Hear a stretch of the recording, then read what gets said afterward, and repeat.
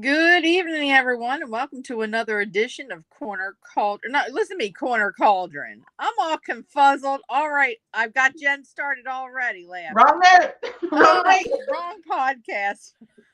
Hi. Welcome to Witches Wingin' It with me, Buffy, and my witchy poo sister from another mister, my co-hostess with the mostest, Jen. How are you doing, Jen?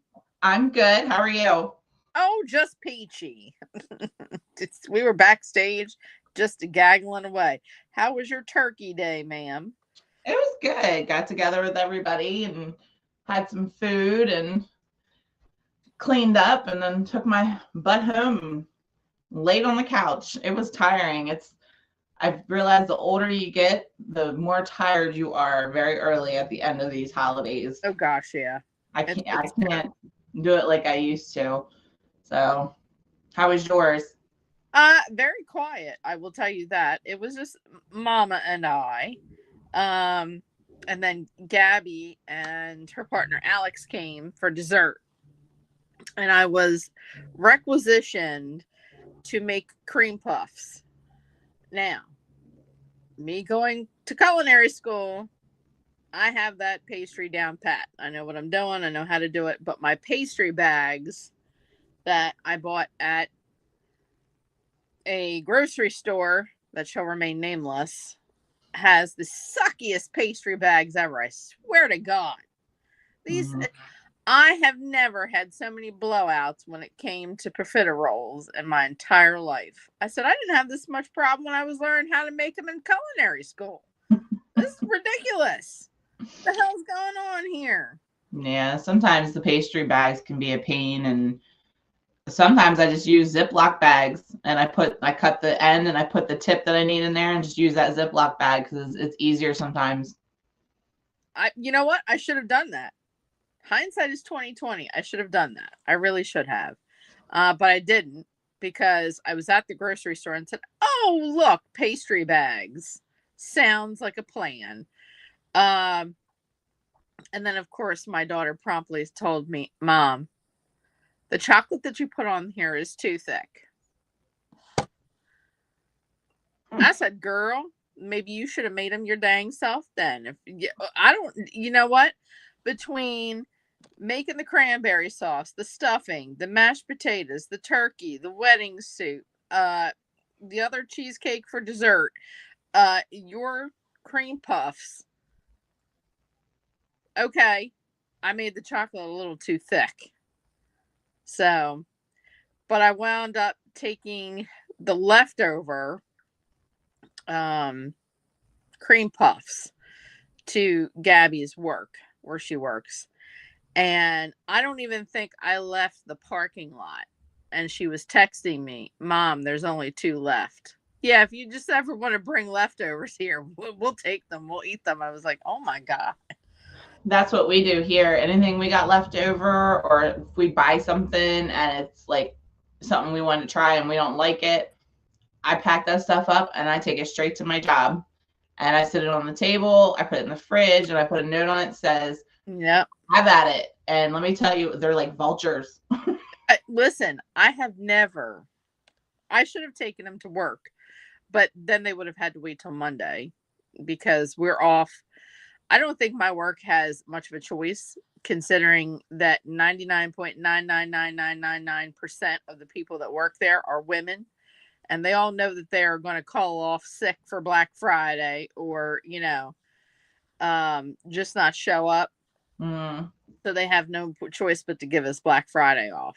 So they would have waited until Monday, but I have never in my life I'm reminded of Finding Nemo. You know the seagull part in Finding Nemo where they're mine, Uh-huh. mine, mine. It's Yep. hilarious. It's hilarious.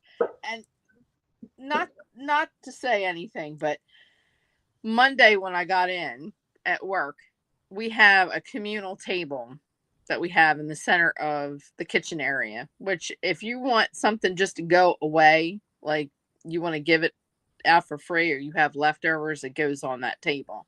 Yeah, same with It that. was there was not an inch of the table left because there were cookies and chocolates, and someone always gives someone a Pepperidge Farm variety pack that nobody wants, and that Mhm. goes there. Yeah. Yeah, and it's pretty much all gone by the time 5 o'clock rolls around. So yeah, but it was a good one. It was quiet, had some quality time. Um, Alexis and my daughter Lexi and her husband um, Andrew, they had to work, so unfortunately there was no turkey for them. I think it was more like cafeteria food when they got hungry, and that's a shame. I miss saying Yeah. them. But they will be with us for Christmas because they work Thanksgiving. So we'll see what happens there. Yeah. Any hoodles. I was warning everybody prior to, I think it was like 2 minutes before we went on air, that there's a spirit that's trying to walk into the. Look out, because knowing me with this show, you know, it'll pop up eventually. Oh my goodness. Have you seen all this things on social media about um the stolen holiday, like Christmas being the stolen holiday? Yeah. Yeah. It's ridiculous, and you'll get some people that will fight you tooth and nail for everything. Mhm. um I don't know if you saw what I posted on Facebook about. I did, yeah, because Yeah, first when you said it, I was sitting there thinking, "No, I haven't heard that," and then I was like my brain was like, "Cling." I was like, "Yes, I have." But yeah, it's yeah, when you go over everything, they don't understand that they did. They really stole practices from the pagans and stuff like that, and they just kinda put their little spin on it, but it wasn't theirs. They stole it. yeah, pretty much. And that was just to get converters Mhm. from paganism to Christianity. um just a little FYI, we're still here. We're still here. We're still here. Hi, we're still here. We haven't left. We haven't gone anywhere. I mean, and they were like, "Oh, Christmas trees. Oh, Yule logs. Oh, this candles and gift giving." No, honey. Mhm. Gift giving goes all the way back to the prehistoric era. That they have evidence. I think it's not paleontologists, anthropologists have evidence of actually early caveman giving gifts to someone in order to gain an alliance. This is before they even had clothes. Mhm. Okay. They were doing that. So no, that is not Christian. The whole Yule log thing, sorry, Norse pagan. Uh, you know, Christmas trees, boughs of holly that you put on your house on your fireplace. Norse pagan. What was it? Christmas wreaths, I think I said was Roman, but that was way before the Romans accepted Christianity. There were Mhm. Roman pagans, and Yeah. they did it during Saturnalia, which is the honoring of Saturn and the sun. So yes, they did all that way prior to the Catholics. Yeah, pretty much stolen. Everything stolen. Yeah. I mean, even the whole thing about Santa Claus and the eight reindeers. Odin was reported to wear red, and the white around it was actual either ermine, or they believed white hair from actual hairs, like bunnies hairs, white hairs. And he rode on a horse that had 8 legs that was called Slipnir. So they think that that's where they got the 8 reindeer. It wasn't actually 8 reindeer, it was one horse that had 8 legs. Um, and he would come down and he would give those children including some adults that were quote unquote good, uh, like fruit. Yeah. They didn't have presents, so they would have fruit or sweets or candies of some kind and would give them to them or leave them on their doorstep. He was the one that led the great hunt during these times of years. So yeah, unfortunately, no. I mean, the Christians claim it now, but that was all to gain Christianity, Yeah. to convert people. Many people think that Saint Patrick, that drove the snakes out of Ireland. Let me tell you, there are no snakes in Ireland, people. The temperature in the environment is not conducive to have snakes. There are no such thing as snakes in Ireland unless someone has brought a pet snake from overseas, smuggled it into Ireland. There are no snakes was a code word for pagans. They drove all the pagans out of Ireland. No, you didn't. Still there. Unfortunately, unfortunately to some, we are still there. So, that's that. That's all I've had to say. I mean, I don't know how many people adopt things for Christmas. You know, well, everybody adopts something from being pagan, including Christmas trees. Um, there are Yule logs are the biggest thing. Have you ever put a Yule log in your house? Mm-mm. Yule logs are neat. I mean, now they have them as centerpieces for their dining room table or their dining table, and it's just like a half a log, about yay big, Mm-hmm. with candles and on the top of it, usually 3 candles, and it's adorned with holly and all kinds of good stuff, mistletoe and um the pine needles or pine cones and branches from fir trees, Mm-hmm. or like Douglas fir trees, Fraser fir trees, and they put it around as a remembrance of the things that are about to turn, things are about to change into the spring.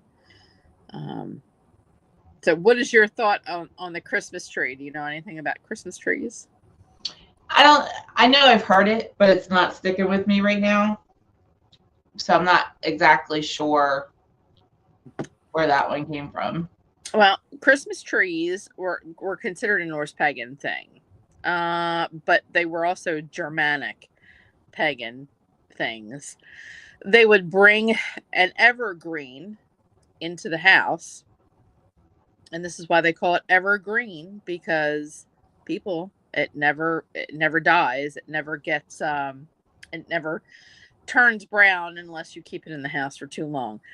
But an evergreen tree is a remembrance to the pagans that with death, which is the state that our earth is in now, or those that are in the northern hemisphere, because it's cold and it's mostly dark outside. By the time it hits 4 o'clock anymore, it's dark. Yeah, by 5 o'clock it's dark out. Yeah. That we are in our dark times. However, nature has a way of promising a spring.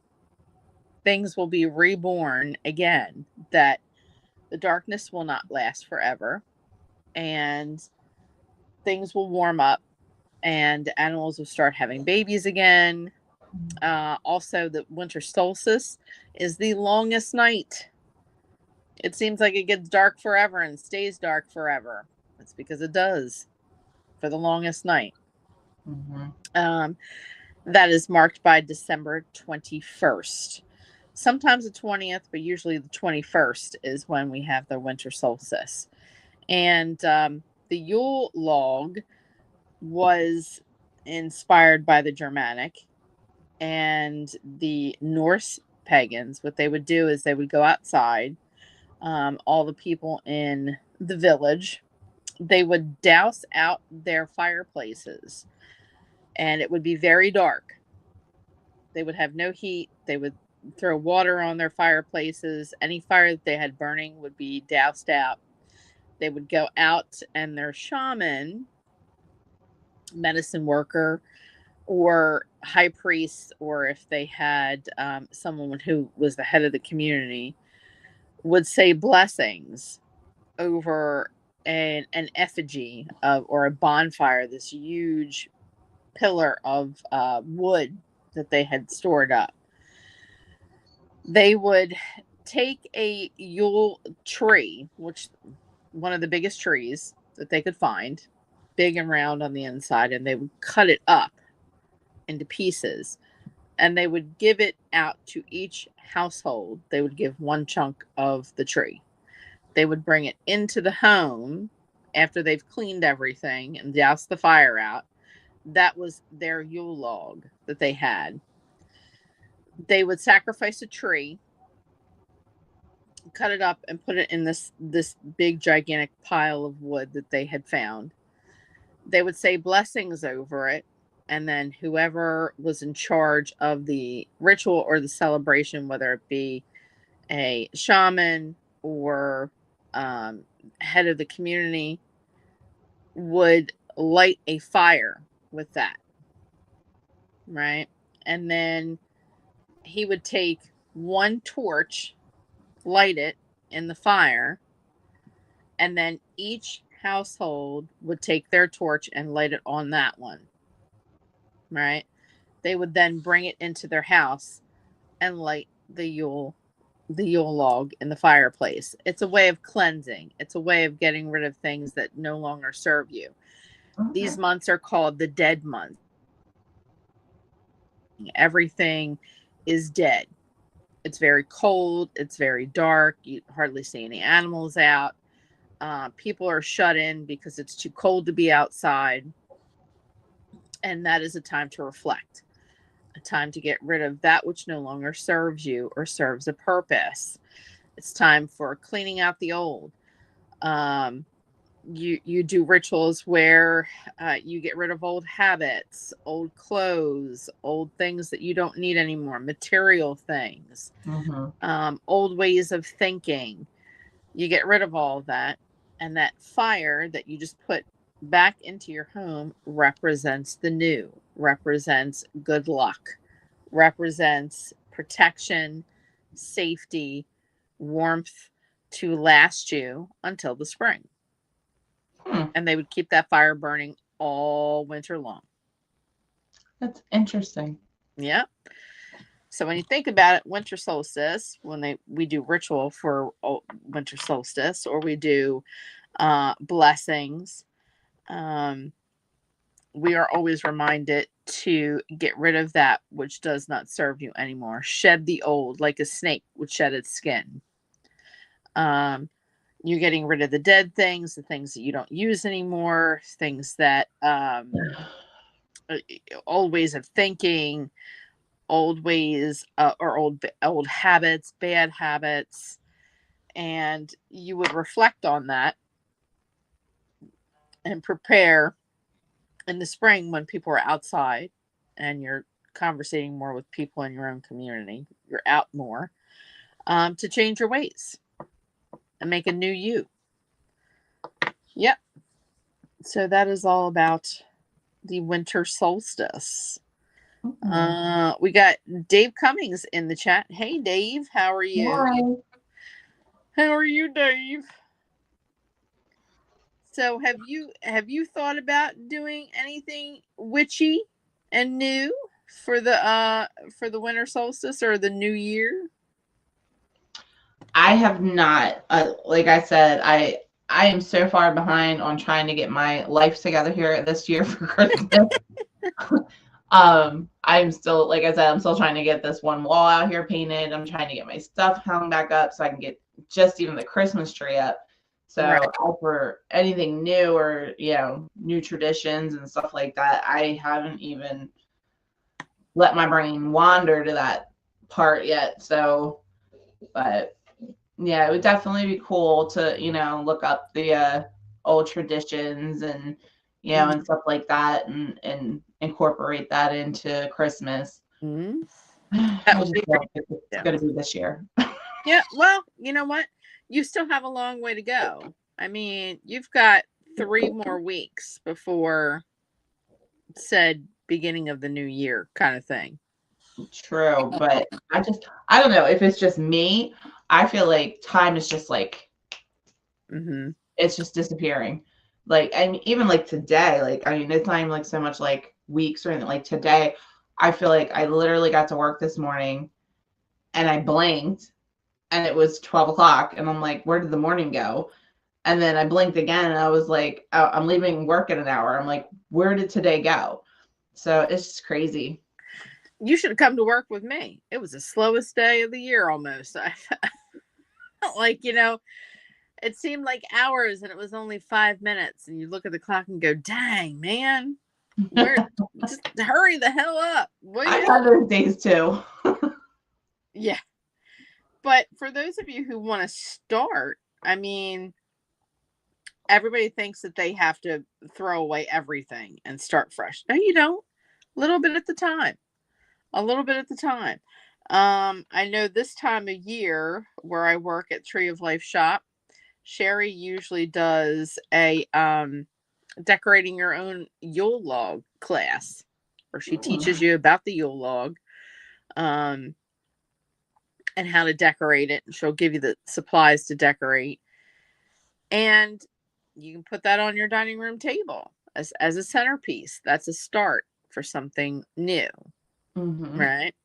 Um, you could decorate your if you have a mantle in your house, put the boughs of holly or um, tree boughs on it, like the little the swags of the tree branches. Yeah, I used to do that when we had a fireplace Hmm. um, at our last house, but we don't have a fireplace, and I only have a fake fireplace in this one, so I can't do that. Nope, don't have a fireplace in my house either. So just do what we can with what we have. Yeah. But just do small things. Do small things in your house. Um Simmer pots. Simmer pots are a very pagan thing. They're reminders of times when there was not a lot to drink or there was not a lot of food. Food was scarce. They would keep simmer pots going with all kinds of spices to make things smell good. Um, We do that. do you do the Yeah, simmer we pot? I have a little tiny one that sits on the stove and we do like cinnamon sticks and orange slices and Yep, we just let it boil and the whole house just starts to smell. yep. And that was way back then as well. But here's the thing: a lot of it was because I'm going to be honest. People were stinky back then. People were really stinky back then. Some Okay. people are still like that, but I'm not going to name any names. Well, yeah, there's still some people that are a little stinky. But people were stinky back then, Mhm. and they would put simmer pots on in the fireplace just to make it smell good, to keep all the stink away. Um, that would also keep like rodents away, keep insects away, because back then they housekeeping was not, you know, paramount in houses. They had straw on the floor, and because a lot of times they had animals living with them Mhm. inside the house. Like, don't think that you had this neat little barn outside that had, all of your chickens, all of your pigs, the horses, the goats, whatever. A lot of the times they stayed inside with you Yep. in the same living space. Yep. So, yeah. So there was a lot of straw that was put down on that floor. And let's just say the straw didn't get cleaned very often. Ooh. Yeah. Yeah, they would just throw more straw on top of it. Oh, Hey, I'm just being honest. I know, I know. I just, oh, I There's can't the even Discovery imagine. Channel. It's there. Um, this would also be a good time during the winter solstice to unpack and do burnings, do traditional burnings, or do ritualistic burnings. You've heard of me talk about burnings before, right? Mm-hmm. Let me talk about, for those of you who this is the first time you're seeing our mugs here. Welcome, number one. Number two, we talk about a lot of strange things. Um, when I talk about burnings, I talk about getting rid of that which no longer serves you. Each full moon, or each cycle of the moon, you can do it on a new moon too, but it doesn't have the same effect. It does, but it doesn't. Um, is an opportunity to get rid of that which no longer serves you. We talk about shedding ourselves in cycles. Okay. And it is, because it is the winter solstice, it is a time of reflection. Pardon me, a time to look inward to yourself and ways to better yourself as a human being, better yourself as a vibrational being, raise your vibration. And this would be a good time to do burnings. And when I say ritualistic burnings, no, if this is your first time to Pagan 101, hi, welcome. Um, just saying. I am not talking about human sacrifice. Please let's not I go there with the human was gonna sacrifice. say there's no sacrificing. There is no human sacrifice. Well, there was with Norse pagans, but that was like, we're talking so many eons and centuries ago. Just calm your tatas. Um, so we talk about burnings, we talk about burning intentions. So many of us have fire pits outside nowadays. Everybody's got a fire pit, they've got a barbecue, they've got a grill, um, that they have access to. Unless you live in an apartment, or you are afraid of fire, like setting things on fire, which I will get to in a minute. Funny story coming, incoming. Um, we talk about going to the dollar store and getting yourself a copybook, or getting loose leaf paper, anything that you have to write on. Mhm. During these months of we should be looking at ways to better ourselves as a human being. This is the time where you can do a lot of good with shadow work, which means confronting the dark side of yourself that you don't like people to see. Sometimes you don't even like it. And it's time to start admitting things that you did that weren't so nice. And what you're going to do is you're going to write a strongly worded letter to yourself. This is about you. You can do ritualistic burnings about um, trauma if they involve someone else, um, cutting ties with someone that you've outgrown, or someone who's been vicious towards you or spiteful towards you. That's another time. That's for another time. What we're talking about is ourselves, because this is a ritualistic and for the winter solstice. We're talking about looking inward towards ourselves. Write a strongly worded letter to yourself. Things that you don't like about yourself. Actions that you've done that you are not proud about. Um, Things that you might have done differently, or things that you're not proud of, that you're ashamed of. Um, that now that you're stepped back from that situation and that situation is over, you're looking at it again with clearer eyes. Um, Sometimes this is a time to forgive and forget.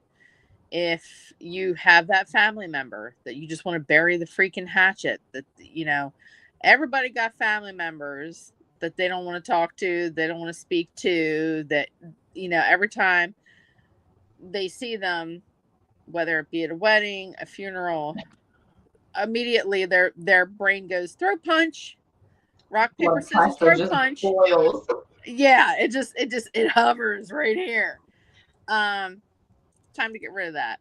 That's not serving you a purpose, and it's not serving that person a purpose, because I guarantee you that person that irritates the shit out of you uh probably has already forgotten about it, isn't worth the amount of herbs to do a hex on or a curse on, and frankly is not worth your energy anymore.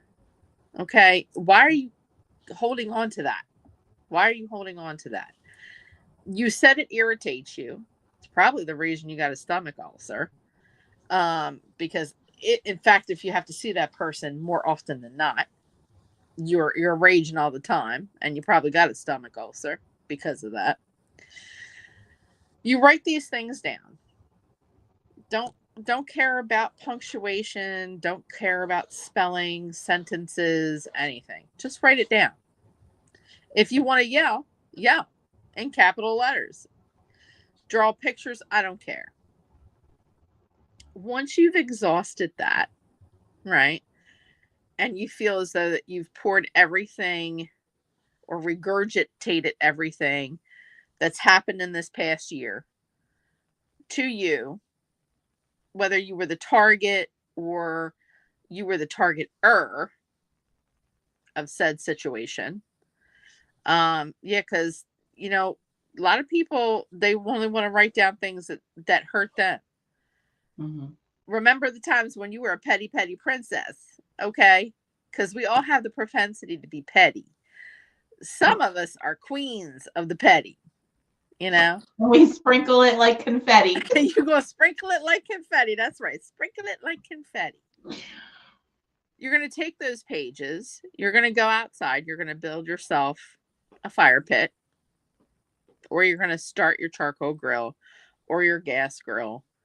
Even if you don't have a grill, as long as it's a fire safe pot, please, for the love of all the gods and goddesses that are holy, do it safely, please.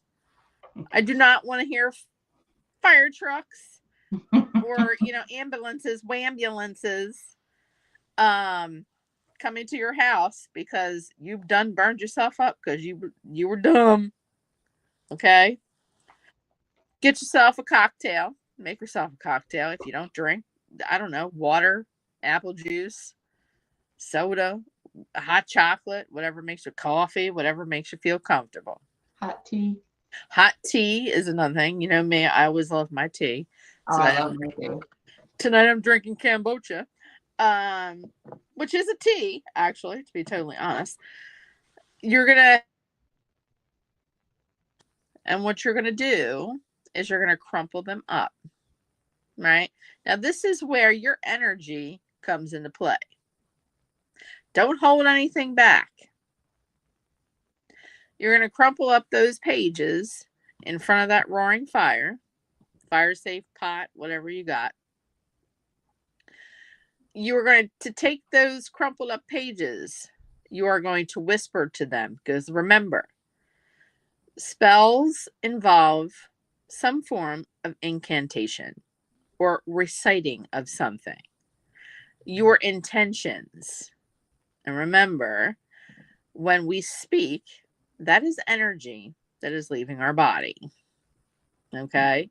You can't take this back, because once you speak it out into the universe, it's just out there. Hi, Hexy. I say her. Hi, Hexy. She's looking at me like, woman, where's that voice coming from? Any hoodles. Trying to figure out why I have the window open. It's hot. You are going to speak into it and tell it that you are now getting rid of all that no longer serves you. Mm-hmm. I'm getting rid of all of my bad feelings, all of my grudges, all of my bad habits, my thoughts, my intentions, my energies that may have not been so good. Mm-hmm. I am giving myself grace. I am giving myself space. I am surrendering and I am releasing myself from the weight that is not mine and the weight that is mine. You served me well. I have learned my lesson. But I'm done. I am releasing you to bring in the good light and to change my ways. Mm-hmm. Once you've whispered that into that paper, I know it's long, and it didn't have to rhyme. The only reason they made it sing songy and rhyme was because it was easier for you to retain.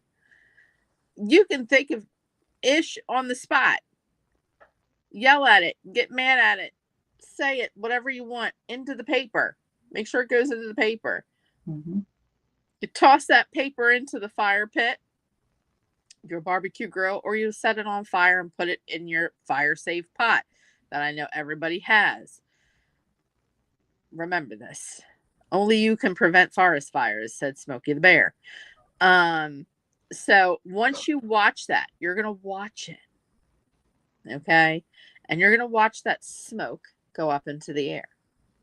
And you're going to visualize that's everything bad that happened to you or that you did for this entire year.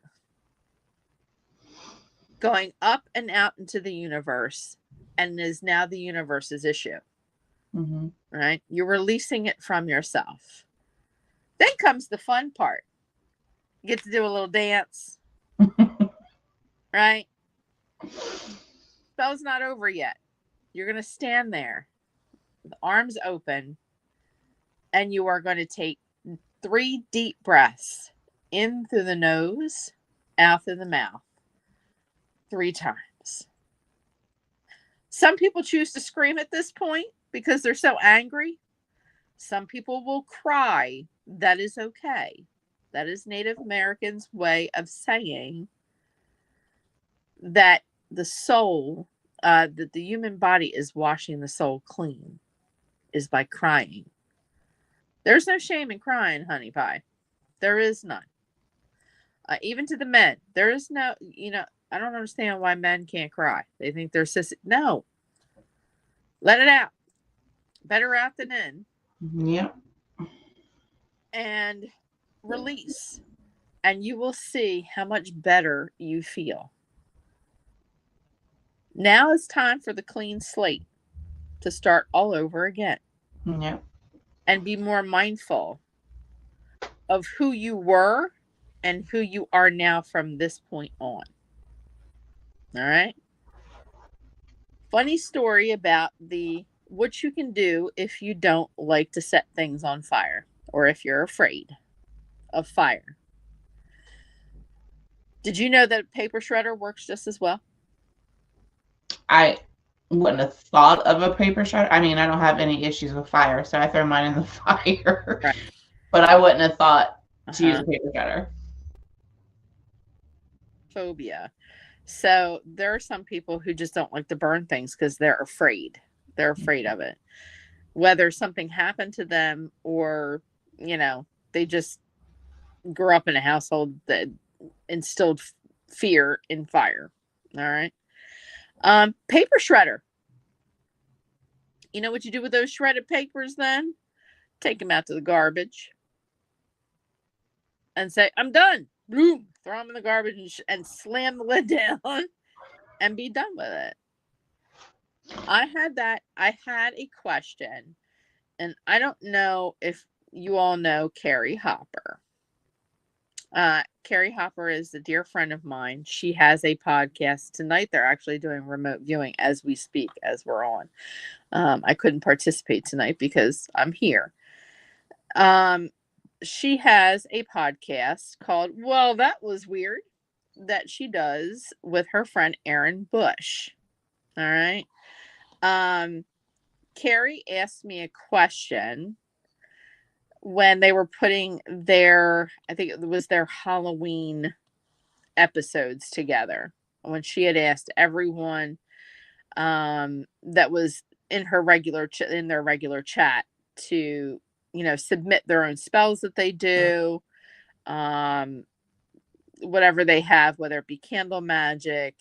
I submitted a few, and a lot of people submitted some really good ones. I think it was the day after, the day before it went on air. She asked me, "What do we do if we have someone?" You talked about doing ritualistic burnings, and we talk about it a lot on our show. I know that Aaron has talked about it several times, doing ritualistic burnings. Mm-hmm. She said, "What do we do if someone is afraid of fire?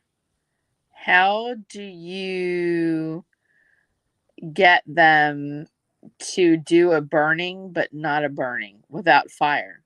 And I said, "Paper shredder, pair of scissors, a pair of scissors.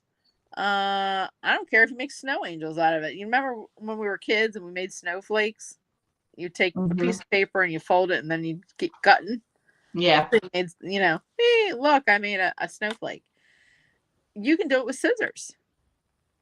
You can do it with scissors." And she texted me back and went, "Huh, I never thought about that." And I said, "Yeah, no one says that there has to be fire involved. I mean, it's one of the elements, you know. Yeah. Uh, you're already using an element. You're using paper, which paper comes from trees, which would be the earth element. You're just Mm-hmm. adding fire to it, you know. And if you douse it out with water, that's adding another element to it. And yourself, you are an element. Your spirit is an element. Mm-hmm. So you're adding yourself into that. The only thing that would be missing is the air, and I guess it is all the elements because you're outside. Air Mm-hmm. is outside. So Air helps with fire. you're doing the pentagram, honey. Earth, air, fire, water, Mm-hmm. and your spirit. Those are technically 5 elements. 5. Um, that's a good way of ending the year. Yeah. I mean, I think we should all do that at the end of the year. I do it at every winter solstice, and I think it's a good thing for everybody to do. It Mm-hmm. just kind of, clears the air of old shite that, you know what, you have no business carrying anymore.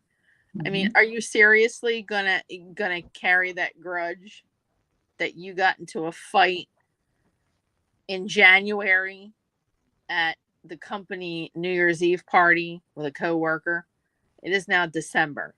You've carried or harbored that for 12 months, right? Stupid. Why?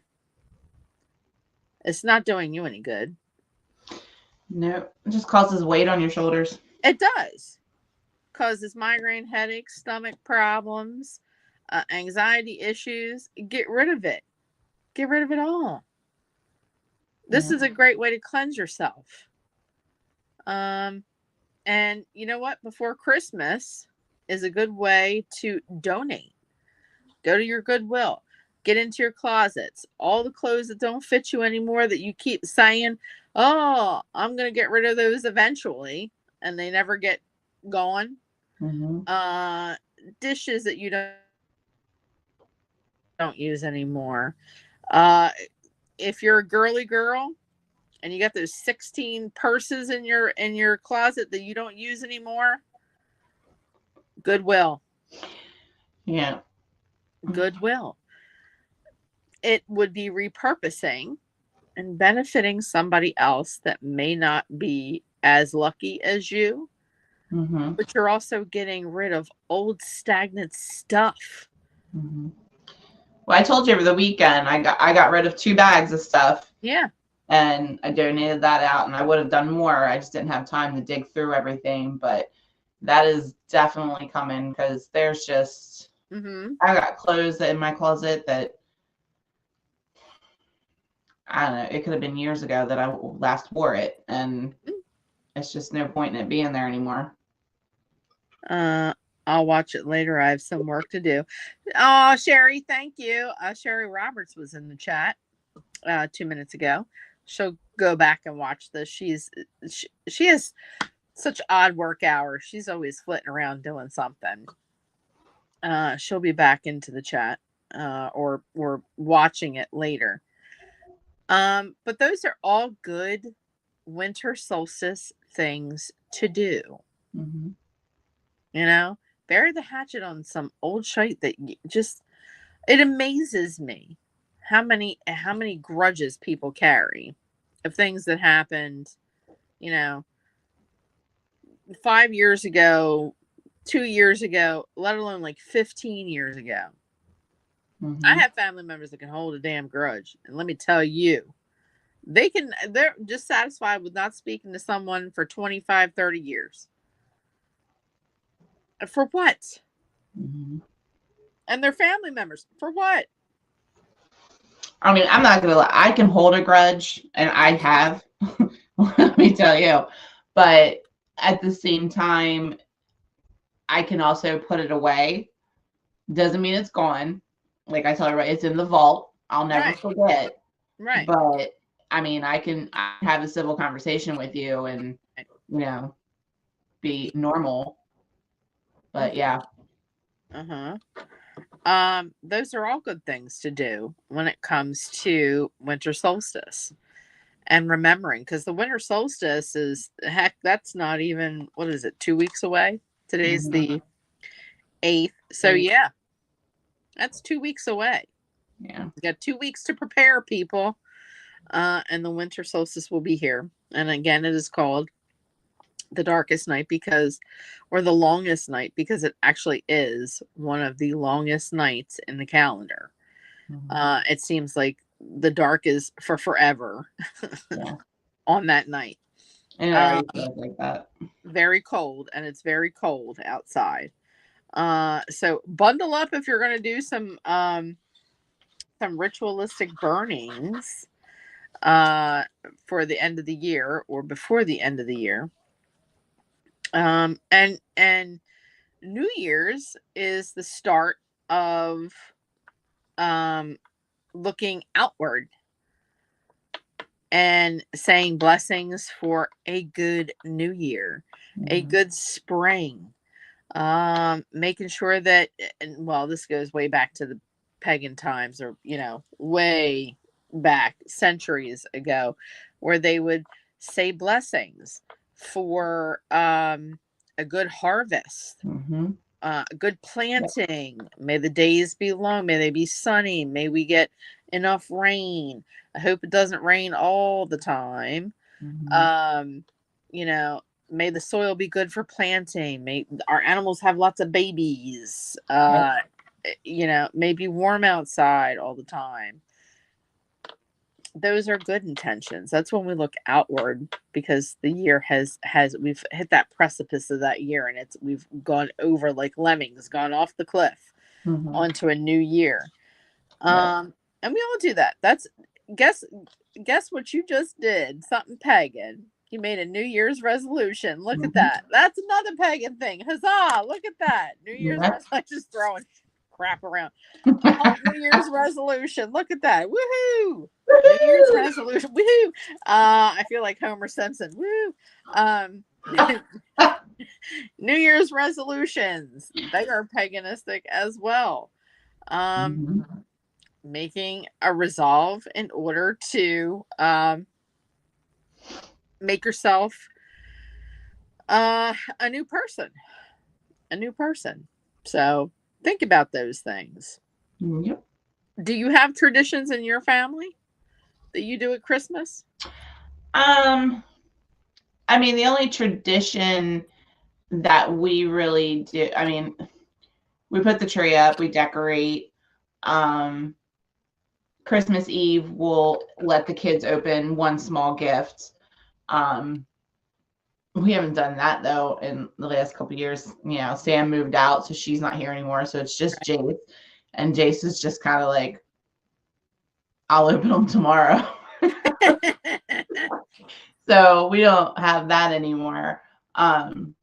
but other than that, it's just, waking up, opening the gifts, and then visiting, my parents' house and Yeah. exchanging gifts. And that's it. We really don't have any specific traditions or anything like that other than that little gift giving at Christmas Eve. Hmm. Now, we had one in my family. We got away from it for a little bit because us as the grandchildren, I'm the oldest out of all the grandchildren. Um, and I was the first married, the first one to have babies. So we kind of got away from it for a while, but then once the other grandkids started getting married and having babies, we brought it back. We do because I grew up in an Italian household, not negating any of my Scottish or my Irish heritage, because that's in there. Um, I don't know. Maybe I'll start a menorah because I am 1% Ashkenazi Jew. L'chaim. I am. It is. I don't know how. Where you ever get one of those 23andMe's do the test I and come back? actually have told them I asked for that this year for Christmas. Did you? Yes, because I actually was looking up like my like maiden last name and then my mom's maiden last name and my grandmother's, and I was pulling them all out and just trying to see like where those names like originated from. And I got, Ireland, Scottish, German, Welsh, Celtic. I mean, I know I'm Cherokee Indian. Yeah. So like just going through all the names and like where they originated from, Europe, Spain, like all different types of places. Yeah. And I was like, you know what? I was like, I want to know. I want to know exactly what percentages I have of what, so I Mhm. can, start studying my background a little bit more, because that just, I mean, I could be anything and I don't know. And especially with like one of the names came from like Europe and like Spain and Portugal. And I'm Mhm. like, I could have Spanish, Latin descent in me. I don't know. You But could. I want to do that and find out. You could. I think that's a great thing for everybody to do. If you're interested in learning about your culture, where you come from, and wanting to be part of that culture or start celebrating parts of that culture, getting a 23andMe or a DNA test is a great thing. Excuse me. Now, what I did, which was a great thing, not a sponsor, Genome Link, which is not a sponsor. I have to keep saying that. Not a sponsor. Um, but if you want, you could anyway. Anywho, um, it's called Genome Link, and what they do is they take the DNA from that test that you took. Um, you upload your DNA, what you got back from like ancestry.com or whatever, and they go one step further. They will tell you in what country, in what province from that country, how you migrated from that country, and how you got to where you are now. And they'll go even little by city. And it was interesting because they keep updating. Now, I did mine probably about a year and a half ago. I took my ancestry.com that I got and I transferred it over to the Genome Link. And they keep updating. So they keep running your DNA to see if they can go further with your DNA. And they'll give you an update. They'll send you an email and say, "Hey, we've got an update in your DNA. Here's the link. Take a look."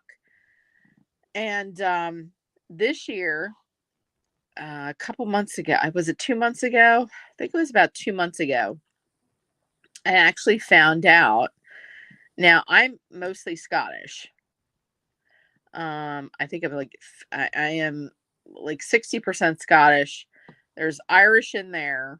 Um, and there's a little bit of Italian in there. And I found that 1%. When you get it back, don't be surprised. You'll get back the report. They'll send you a paper report, put it and print it out. Mm-hmm. I got that 1% Ashkenazi Joe, and I'm like, Where the hell did that come from? What? Where's that at? I have no idea. What is this? You'll be surprised because there'll be that 1% or that 2% that shows up. About a month and a half ago, I got another hit.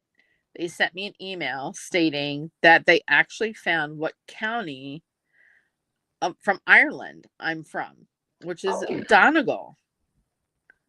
Very Which nice. I've never been to Ireland, so I don't know whether that's Northern Ireland or Southern Ireland. I have no idea. Best person to ask would be Jim. So, bro, I'm going to be texting you, asking you that because you go to Ireland every year, every 2 years.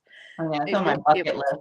Help me out with that. But I'm from the county of Donegal, and they'll show you pictures of the places that you're from. I knew about my Scottish heritage. They showed me where my uncle lives. That was very familiar. When they showed me the picture, I was like, oh, I know where that is. Yep. Seen all that. Beautiful. And then it came up that I was like 2% from the Netherlands. I'm like, so now I'm Dutch on top of it. I'm Dutch. And listen, I couldn't even pronounce the name of this county that it was from. It had like 62 letters in it. Some of them were doubled, hardly any vowels in it. And it was like this big. I'm like, oh my God, I'm never going to be able to pronounce that. But I found out that I am part Dutch as well. I mean, it's 2% or 3% or something like that. My Italian, 5%. That's it. 5%. 5. And my mother said, what do you mean 5%? I'm half Italian. I said, your genes were weak, honey. Your genes were weak. What can I say? The genes were weak, Now, here's something that I was told was when you do your DNA test, whether it's Ancestry or 23andMe, that if you have Native American in you, that it does not show up. Is that true? Not from Genome Link's perspective. Genome Link will even subcategorize that. They'll say Native American, but then they'll subcategorize that and say indigenous. And that indigenous can be South Pacific, Central Asia, Southwest Asian, parts of indigenous would be Africa, Peru,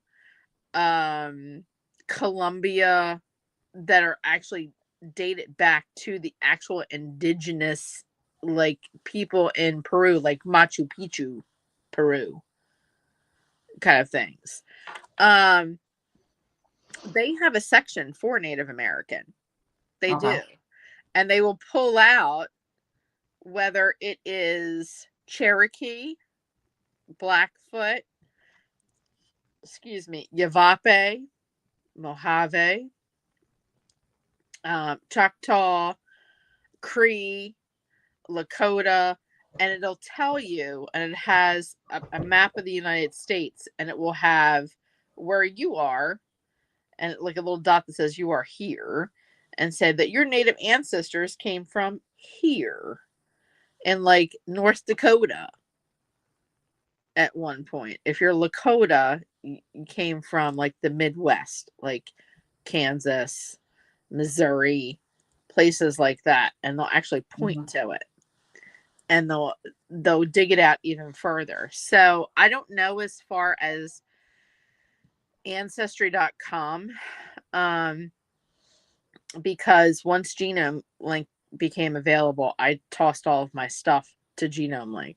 So ancestry.com, the only thing it has is my family tree that I've been working on for, it seems like centuries, and still have no hits to anyone other than my immediate family that I already know.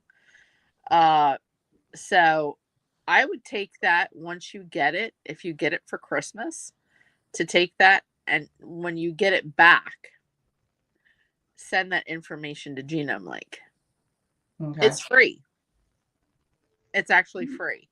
You can buy a subscription to that, and they'll break it down and give you more things because you're paying them. You have a subscription, but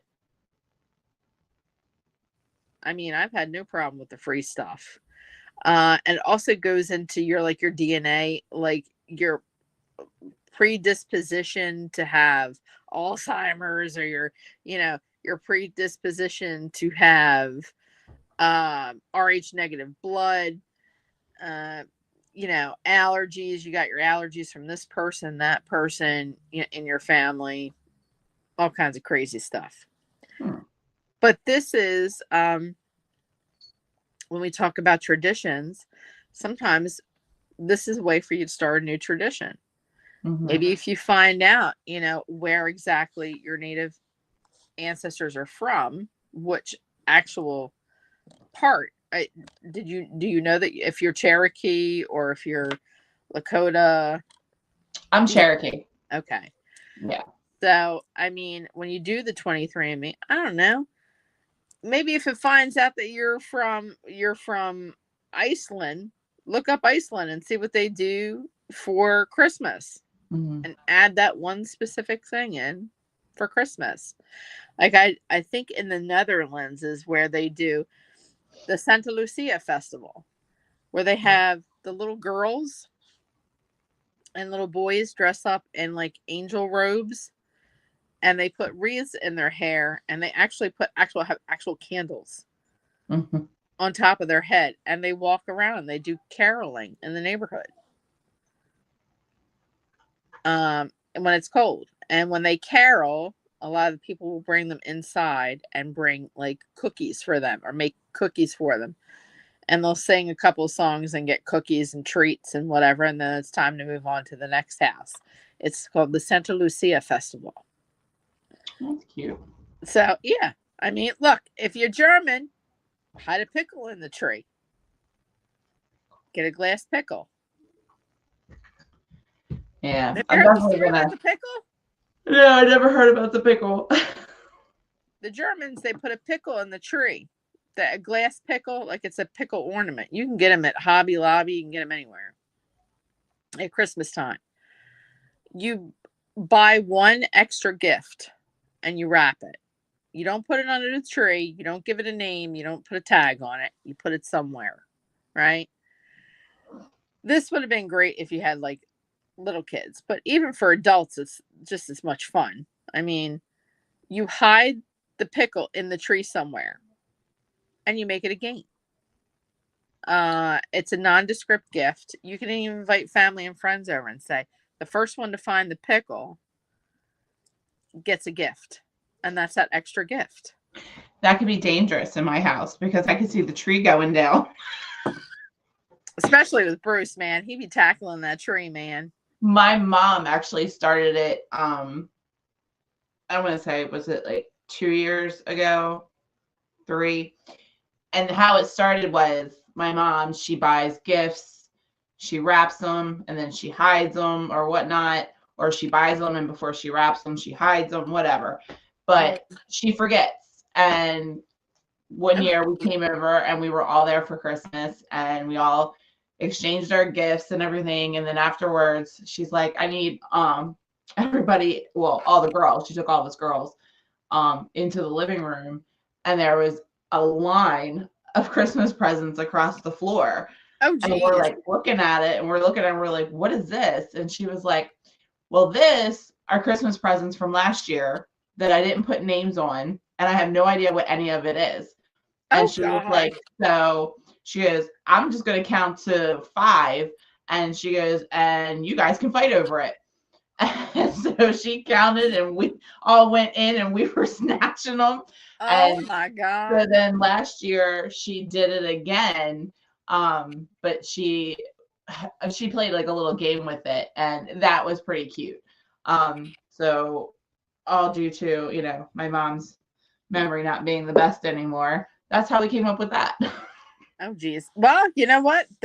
What's that one game that they play at Christmas where they take a whole roll of saran wrap and and they put little tchotchkes in it, like candy or whatever in it, and they roll it up into this gigantic ball. And I guess, how do they do it? They're put on a timer or something, and you have to try and unravel it, but you've got oven mitts on. And I've never seen that one. if you can't unravel it fast enough within the allotted time, it has to go to the next person. There's something like that. There's also a gift, like in boxes, right?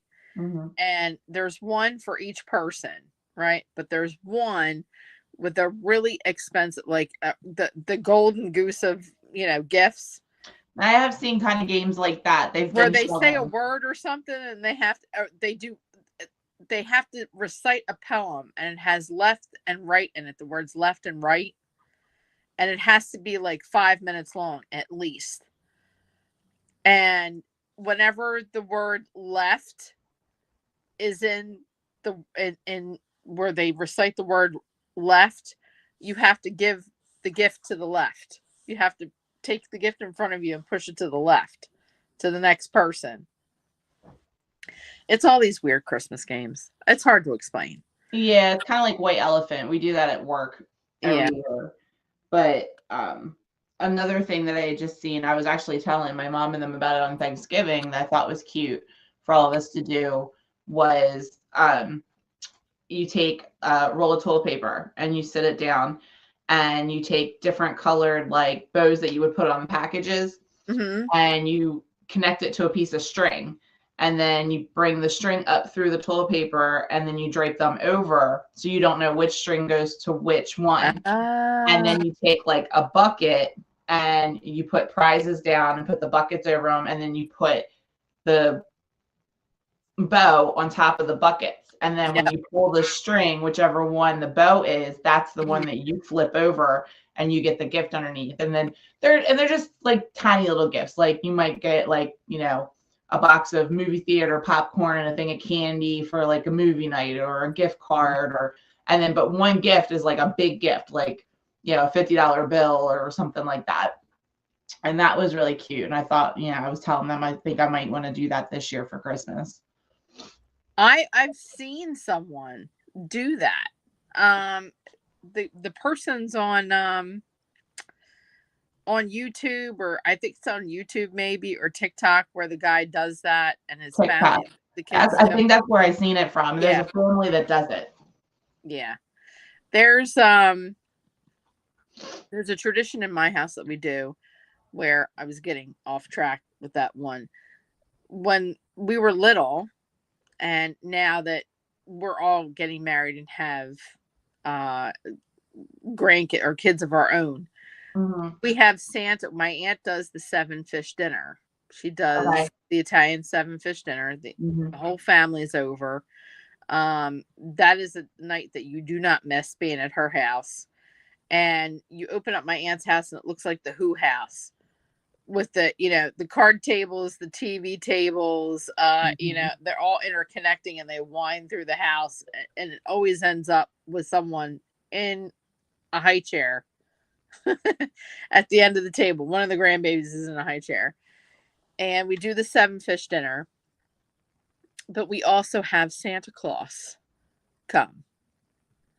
And Santa Claus brings one gift to each one of the children to tide them over for the next day. Because they're all antsy. They want to get home. They want to go to sleep. I want to open up my presents. Da da da. So we curb that by getting Santa to come and actually give each child a gift. So they get to sit on Santa's lap. Mrs. Claus shows up. She has an elf with her. He may read a story. Depends on what how long he has. He hears what they want for Christmas. Get on his lap. They give him their Christmas list and pictures. He's there for probably, I would say, about an hour, and then he goes back to the North Pole. And the kids get all excited. We're like, oh, you have to, you have to finish your bowl of spaghetti if you want Santa to come. If you want Santa to show up. So that has been a tradition. And it was funny because I don't think we have any small children watching this, but anywho, yes, Hexy, I know, girl. There is someone who was Santa for a very long time, and he was my first Santa. I think I was about 4, maybe 3 or 4 years old when we started doing this tradition of Santa coming to the house. And I never knew what this person looked like. I only voice. As I got older, I learned that his name was Willie, and he was the best Santa. I mean, energetic and just crazy. And his wife would come and hang out with us. Probably about 35 years, not 35 years ago. I'll say about 25 years ago, 20 years ago. I was in line at the grocery store here at my local grocery store. And there was a gentleman in front of me. And the gentleman in front of me, the man said something. And I immediately, it was him. Mm-hmm. And instead of saying his name, I went, Santa? Here I am, a grown ass woman in the grocery store going, Santa? But that's how He looked at me, he turned around and he recognized me. And he went, oh my God. He gave me the biggest hug ever. And he was our Santa for a very long time. So he is very elderly right now. he's probably in his 90s, maybe. I do know that he's still around. He's still alive. So Willie, Merry Christmas. But and to be an adult and then to be tossed in tears in a grocery line over someone saying, do you need exact change? And I'm like, oh my God, it's Santa. It's Santa. And as soon as he turned around and I saw his eyes, that was it. That was it. Here I am, a grown ass woman, bawling in the middle of the Acme. Yeah. Because I saw Santa, or I heard Santa, which was great. Memories. Such good memories. Tim says Santa never forgets. And he said, I believe everyone needs to know where they come from. Very true. Absolutely very true. Tim said that he does Christmas Eve gifts. These are all traditions. Yeah. And, they are paganistic in practice. We can even do maybe next time we're on air, do you want to actually work along and we can do some magic? Yeah. That sounds good. I will give, what does everybody say to giving a if I give you guys a list of things to get, do you want to do it together? We could do it together. Yeah. And you can tell me, you can show me how much you've been practicing, ma'am. How much you've been practicing on your witchiness. How about we do you want to do knot spells? Knot spells are really easy. Yeah, we can. I've never done it. And we can do knot magic, or we can do candle magic. Kind of gets into a lot of stuff because then you're talking about colors, which naturally you actually don't need colors because back then they didn't have colors. Candle magic is one of the oldest magics around. next to not magic. We could do ladders. We could do a witch's ladder. That would be kind of cool. Mm-hmm. So what say ye, group? I think we should.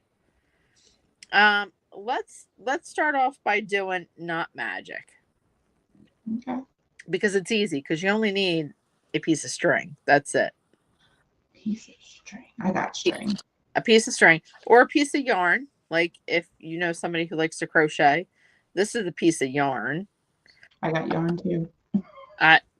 Yarn, yeah, do a piece of yarn because you want something probably about yay thick. That way you can actually see the knots that you're doing.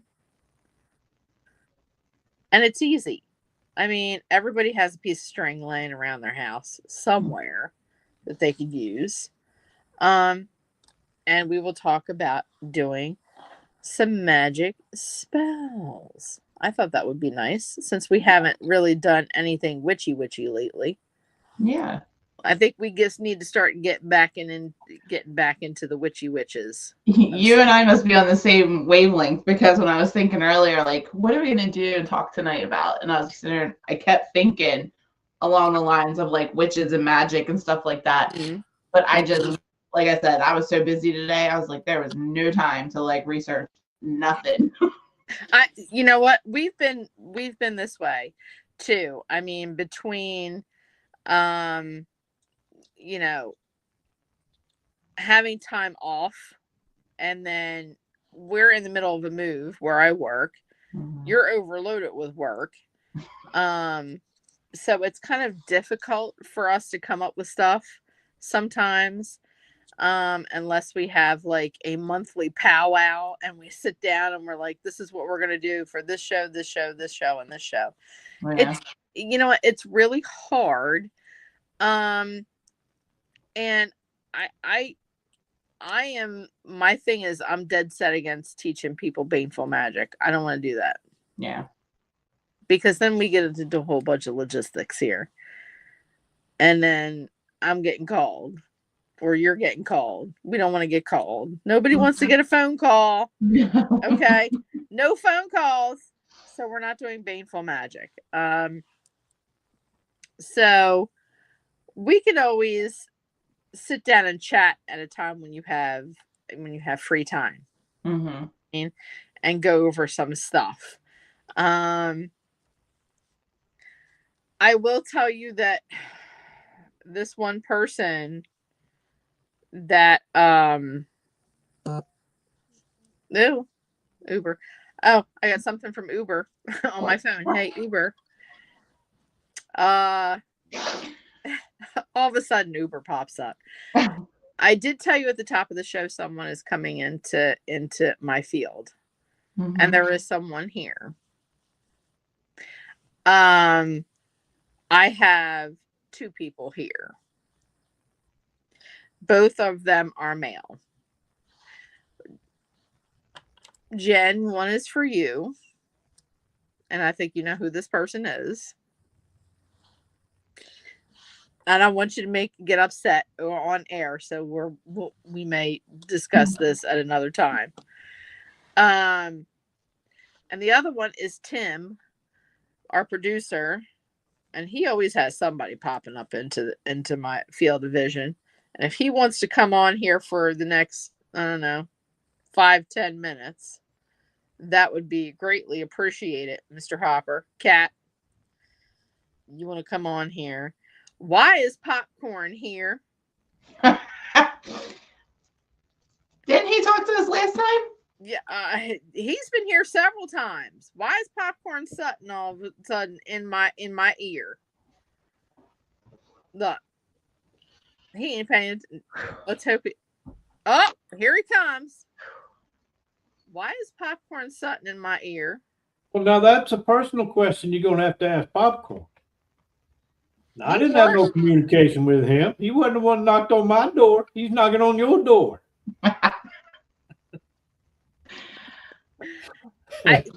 This is he's worried about you. What's he worried about me for? He said that boy ain't acting right. What's wrong with him? He's being quiet. I'm That's always not the one quiet. I know. You know, quiet people are dangerous. You know that. Yeah, I do know quiet people are dangerous. He said quiet people are dead too. Well, apparently not. You making a scene. You knocking on Buffy's door. He's always knocking on my damn door. Always knocking on my damn door. And then I got Jen someone over here going, who the hell is this? Who the hell is this?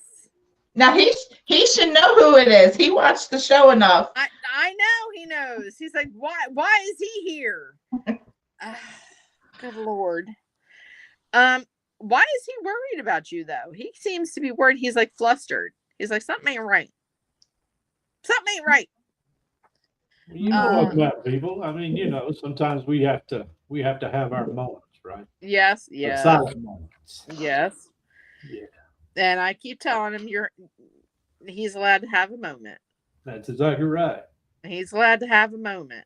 He said, that's more than just a moment. That's more than just a moment. I'm fine, sir. I'm good. Okay. He's still talking about that truck that you saw.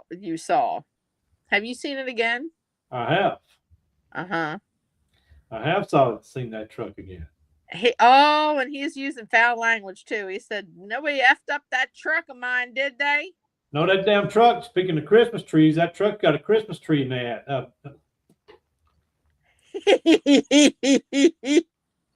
He said, I know what that meant. In the back end of it. He said that's what he's happy about though. He was a lover of like the holidays, like Christmas. Yeah. Was he a lover of Christmas? Yeah. Like for the family, it was all about family. Yeah. To him. Yeah. And he said, I loved every damn one of y'all. Y'all were family. And of course we were. We were all family. He is referring to my goodness, are you having a heat stroke, ma'am? You're over there waving a card around. Are you okay? It's just a hot flash. Okay. Popcorn does that to people. There. I thought she was fanning herself. She's fanning herself like she's in church. Woo. Yeah, popcorn does. I could feel like my heat kept rising, and I'm like, I was like, I'm gonna get through this. And then I was like, no, I'm not gonna get through this. Yeah. I take my sweatshirt off. Yeah. Popcorn said what? Tim? I said popcorn does that to people. He makes them hot. He's laughing because God, he's talking about making them hot in other ways. Women ain't just the alcohol. Wasn't just the white lightning. He said I was a looker back then. He is happy that someone is taking care of his truck. They are. And he is happy that they are within your vicinity. That truck came here for a reason. He said, I know, I brought it here. I brought it there. I agree with you 100%. He said, now, here, tell if you had stayed where you were, he said, that truck would have been yours. He said, but I understand people move and people change, and you know what I mean? He is happy that it has a Christmas tree in the back of it. There are things he wishes to discuss, but not on air with you. There are personal things at another time. And he wants you to, he said, remember she just talked about a burning or releasing that which no longer serves you, sir? You'll need to release some stuff. Get it out. Get that ish out of here. So you mean I got to go dig up them people on the other side of that log? Yes. He said, I don't care what it takes for you to do it. He said, you were on cantankerous anyway. He said, we listen. He said, whatever it takes, where you came from, you know what that means. whatever it takes.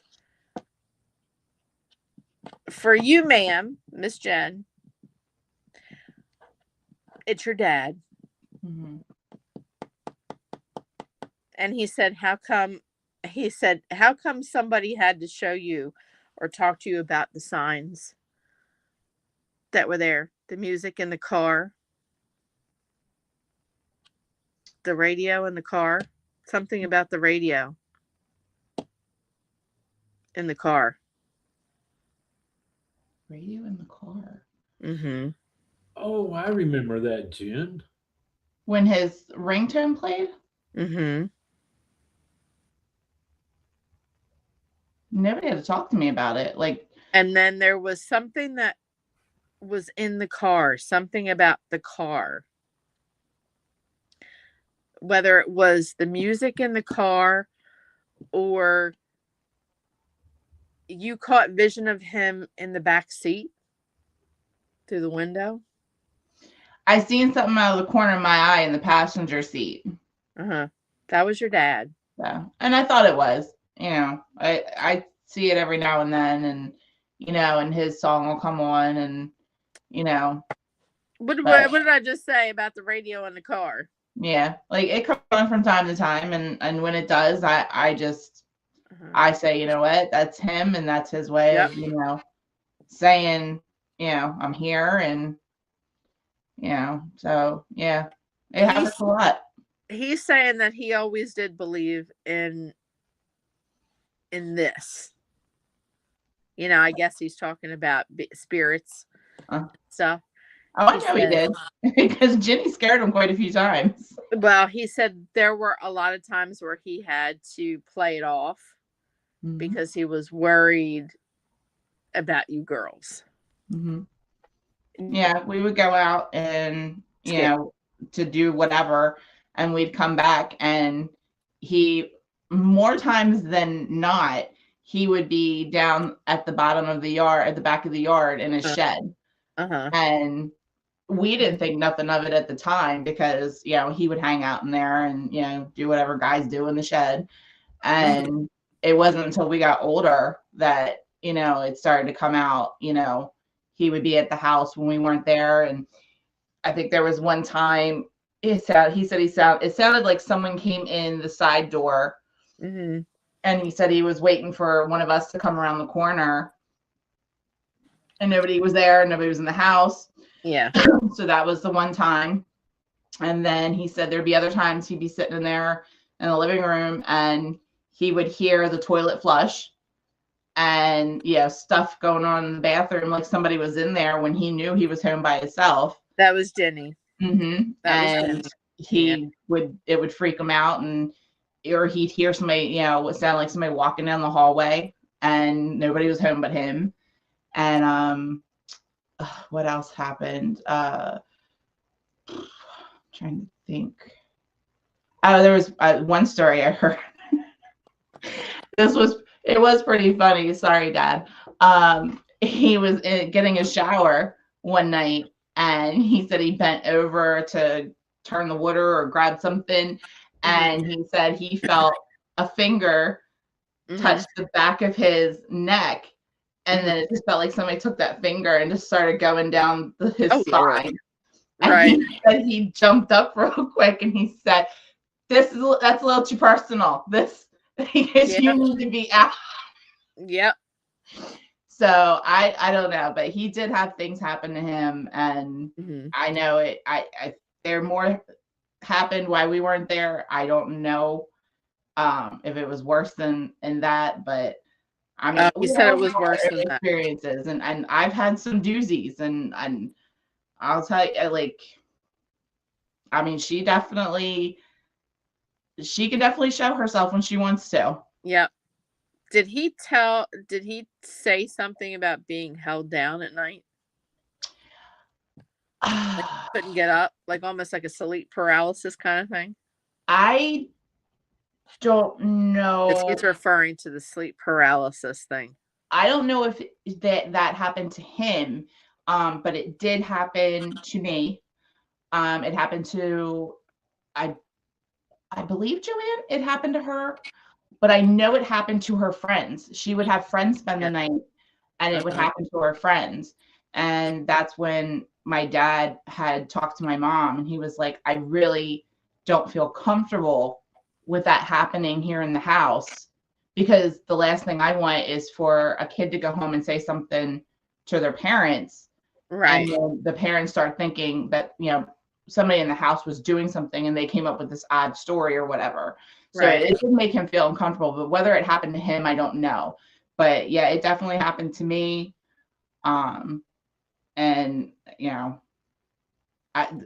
lot of stuff happened in the house. It's crazy. Tim just said the old hag syndrome, and that's it. But that's not the old hag. That's Jenny. And I know it was Ginny the night it happened to me, because I was trying to help her. I could hear her some nights walking up and down the hallway. And that was the first time that I had seen her. I could hear her walking up and down the hallway, and I just kept watching through the wall because I could hear her. And I remember following back up from the kitchen towards where the bedrooms were, and she stopped right outside my door. And I felt the fear at that point. I said, oh my gosh. I was like, she knows I'm awake and I can hear her. And next thing I know, my door opened about that much, and she popped her head in there and looked at me, and I'll never forget that night. And then the night that she got me, and I was held down, I was actually repeating something that I had heard, trying to help her cross over. I was like, you don't belong here, go towards the light. Something that I had seen earlier that day on a show I was watching. And I think I made her mad. I don't think she was ready to leave. And the next thing I know, it just felt like this huge rushing feeling, like something, like, even if it, I guess you could explain, like almost like I don't know, almost like a strong wind, like just straight through the center of my chest. And at the same time, in my ears, it sounded like just people whispering, and it was just a bunch of like, and I was stuck there. And I remember I was like looking around, and Sam was just little then, and I was like, I don't want to scream for anybody because I didn't want to wake her up. And then after like, I don't even know how long it was, but it was long enough that it had me worried, that I decided, I apologize, I'm going to have to scream. Somebody has to come in this room. And I went to open my mouth to scream, and nothing came out. I couldn't move any part of my body. The only thing I could move was my head from side to side. And I remember I could look over and I could see Sam, and I was just stuck. And then finally, after, I don't know how, it had to be several minutes, it started to dissipate, and the whispers got softer, and then all of a sudden it just stopped. And I remember I sat straight up in bed, and I didn't even know what to do. I was like, I don't know if I could wake somebody up. I don't know if I should go back to sleep. But I mean, I'll never forget that night. I'm sorry. I'm just trying. Listen, my autocorrect, just, here's the thing. This is what happens when Spirit walks into the damn room. I have been trying to type to Tim. Tim said, who is Jenny? And my response was, it's the lady who died in Jen's mom's house.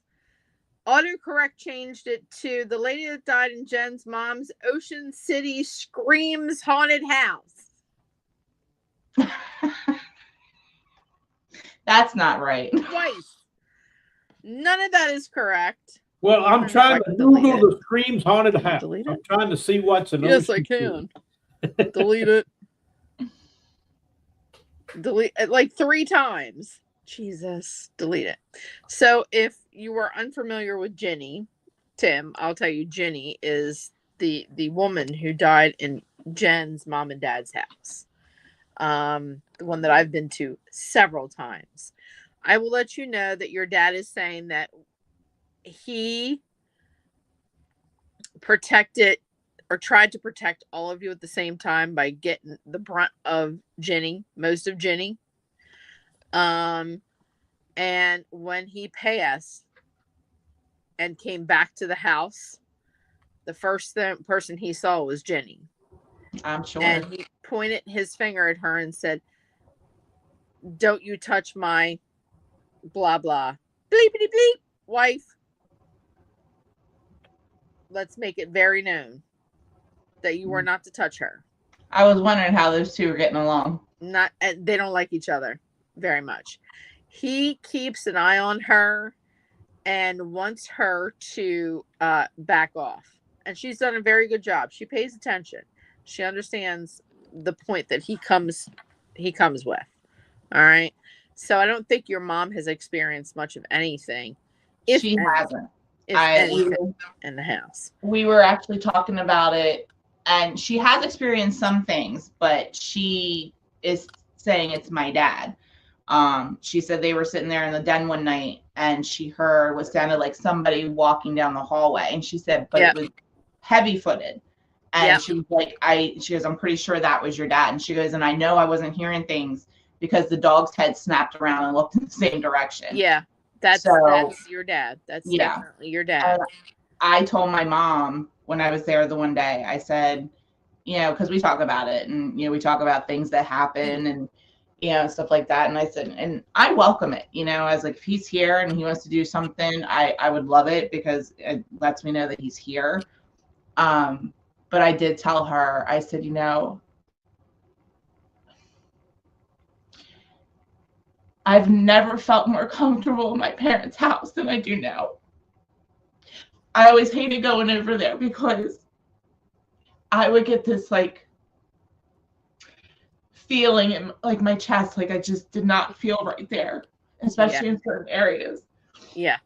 And I've never felt more comfortable in that house than I do now. I think it's because your dad drew the line in the sand and is even protecting her from this point, from over there. Yeah. He's talking about touching her hand. Like touching her hand. I don't know if that's something that they used to do when they were alive, like hold hands, or she would touch his hand or grab his hand. She's had a couple of experiences with that, but it's him. And she may have. Yeah. I haven't heard anything about that. I mean, this holiday is going to be the toughest for him. As well as it is for her. Yeah. I mean, he's telling me that there's a difference to enjoy Christmas and be able to give hugs and not be able to, you know what I mean? Be like a visitor kind of thing. Yeah. He said, please take care of your mom. Mm-hmm. He worries about her so much being in that house by herself. He's not the only one. Yeah. Yeah, we all, you know, every time we're over there, you know, we're always checking everything, and Bruce's over there. Mm-hmm. You know, all the other ones are over there trying to fix things and get things taken care of, and you know, constantly reminding her, lock the doors, you know. Yeah. And she worries about the dog so much, and she's always like, I have to walk the dog on the leash when I take her out back. And I'm like, Mom, that dog can protect itself. Yeah. I said, and given the chance if something happens, that dog's going to protect you. I was like, so don't worry about her. You let her go. And I said, she'll defend you and her. I was like, so. And that's Ruby, right? Yes. Okay. Yeah. He keeps bringing up the name Ruby. Yep. That was his dog. And, you know.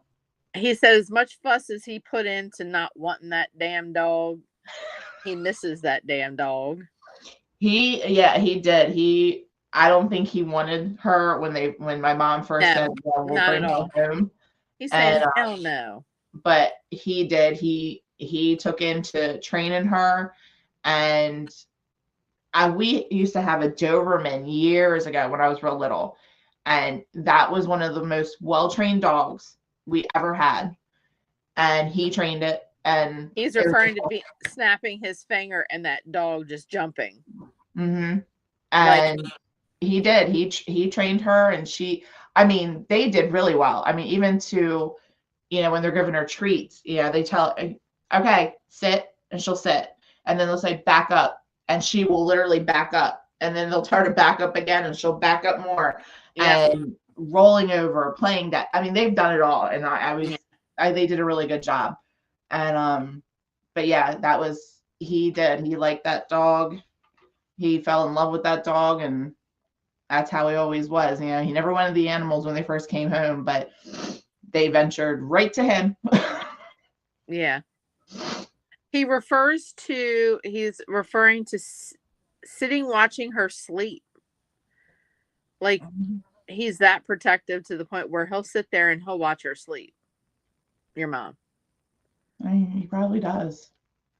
And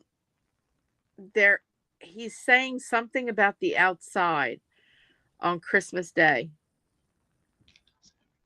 Like, you guys are going to get a sign, but to look outside. Look outside. He keeps referring to the outside, outside, outside. And he keeps repeating it. Okay, Bobbert. Front or back? He's laughing because I called him Bobbert. Bobbert. I am, and he keeps showing me. You know what?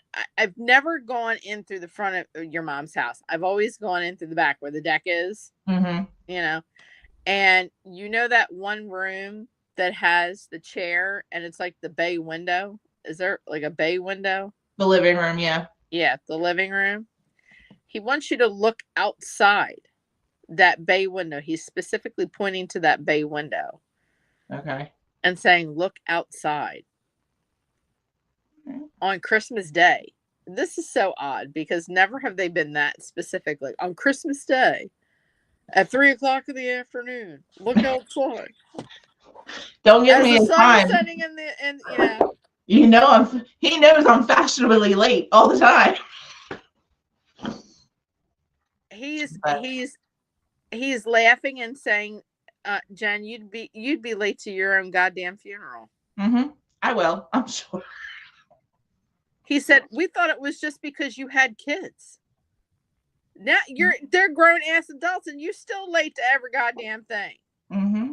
And he has no room to talk because he was late to work every day. He said, yeah, well, I'm old. I was old. Damn it. Yeah, that's his response. I was old, damn it.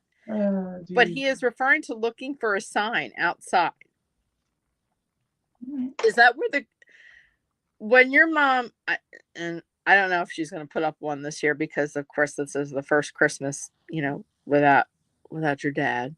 Yeah, she was mentioning something about it the last time we were over there, and she was like, I just don't know if I want to do that. But do that. Would it be in that window or at that window? It would be right in front of it. Okay. Because he wants me to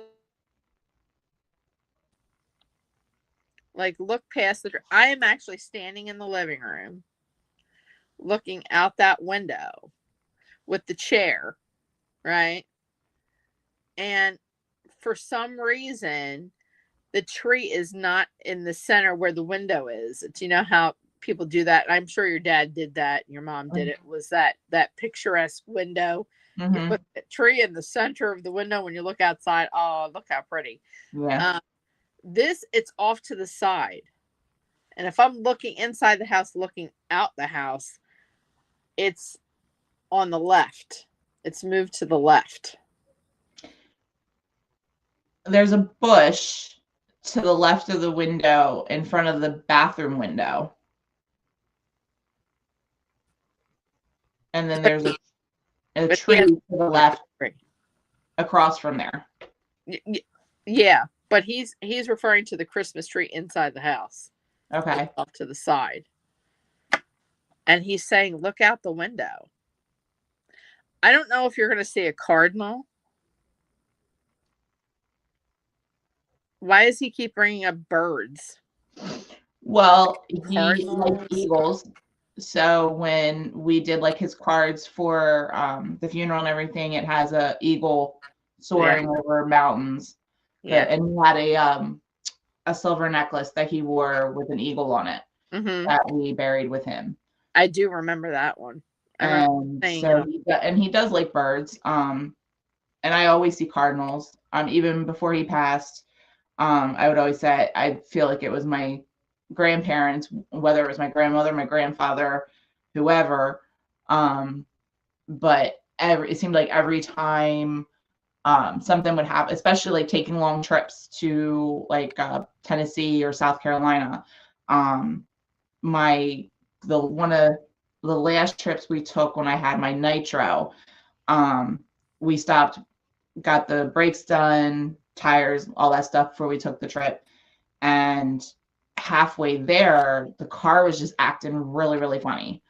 And I told Bruce, I was like, I got to pull over somewhere. I was like, and we got to find like a small shop. I was like, because I said, the car is not acting right. I said, it feels weird. So we ended up pulling off on a exit somewhere in Virginia. Mm-hmm. And we found a little like mechanic shop, and we pulled in and we told the guy, you know, what it was doing. And we're like, we're not sure what's going on. So he got in the car and he took it for a little spin. And I think he made it like, I don't know, 10 feet down the road. And then he made a U-turn in the middle of the road and came back. And he pulled in and he got out and he looked, and he turns around and he looks at us and he goes, "You're missing half your lug nuts on your tire." And I was like, I'm sorry, what? So apparently, I guess whoever put the tire back on didn't do it correctly. And as we were traveling, we were just losing lug nuts. And so we had to wait until they got the parts to fix it. But I remember going out and I'm sitting on the bench. So I'm like, let me call, you know, my mom and dad and let them know what's going on and where we're at. And I just happened to look up, and sitting right up on the wire at the telephone pole, just staring at me, was a cardinal. And every time I get in situations like that, there's always a cardinal. Which would be signs that he's watching out for you. Mm-hmm. But this is something different.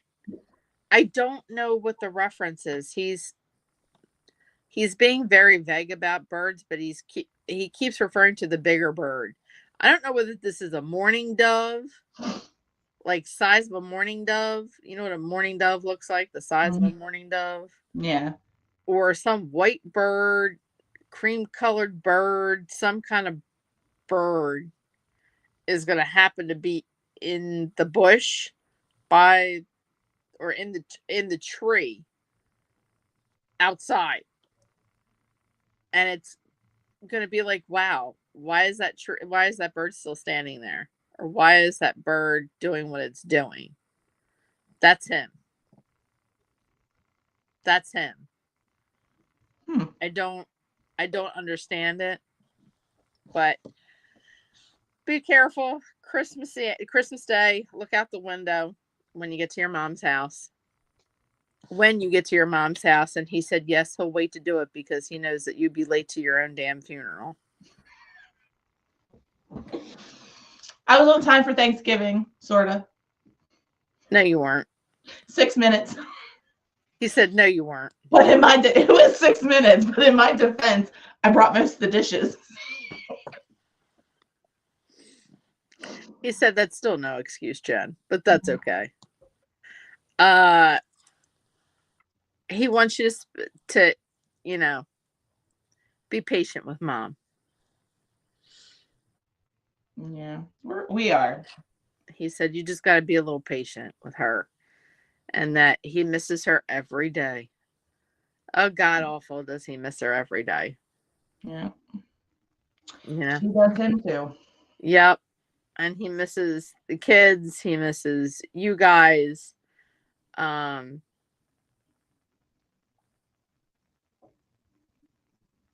That's weird because how many years was I invited to the birthday parties?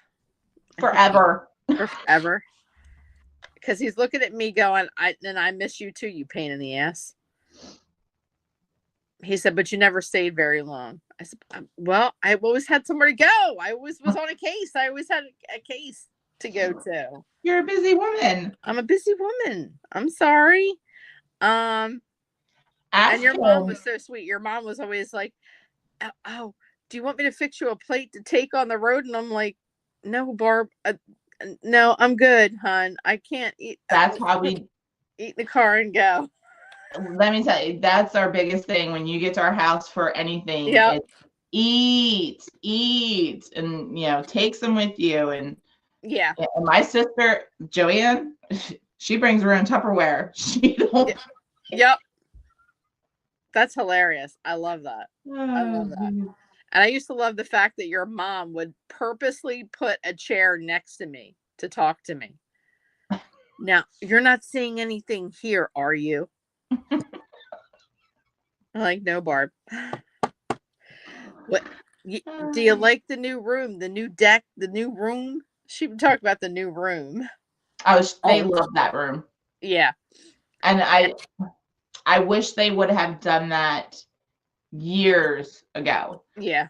Because he always loved sitting out back underneath that awning when it was just a porch. And they slowly started, like closing it in and doing all this stuff. And I wish they would have done that years ago, because they loved that room. Yeah. And we get out there for like our parties because it's bigger and we need more room and stuff like that. But I don't know that my mom really utilizes it too much anymore, except for to walk out back to let the dog out. And, it's a shame, because I know they love that room together. And I think it's too painful for her, because it reminds her of, give her time. She will. I mean, this is still fresh. This is still new to her. Yeah. God, I remember watching Jordan grow up between the birthday parties and being invited to the birthday parties. And the last one I was at, she was like, listen, go inside the house, use the bathroom. But if you see Ginny, if you see that woman, tell her to get out of my house. Tell her to get out. Tell her to leave. I'm like, okay, Barb. Oh, geez. I'll tell her to leave. And it would be hilarious, because I'd come out back from the bathroom. I'd go back and sit back down in the backyard. And she's like, so did you see anything? Did you see it? No, Barb, I didn't see anything. I didn't see anything, Barb. No. Too funny. No. But it was great though. He's referring to that. He's referring to looking through the window, but he'll wait for you. Something about yes, I'll wait for you. And he said, tell Bruce not to be so skeptical. Not so skeptical. About the bird. About what he sees outside. On Christmas? Yeah. I mean, knowing Bruce, he has this, how he is. Yeah, he's not skeptical, but he's good at being a debunker. He likes to debunk things, and that's different than being skeptical. Yeah. I mean, he knows that he saw it. He just wants to be able to figure it out to see if he can prove it scientifically. Yeah. And that's the sign of a good investigator, is someone who doesn't always jump to things that are, out of the normal, or paranormal. He likes to sit and marinate on it for a minute and tries to figure it out.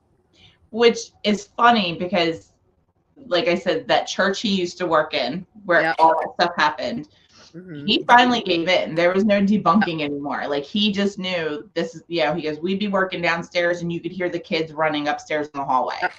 And, and we actually, it's funny, because me and him were just talking about it like maybe 3 nights ago.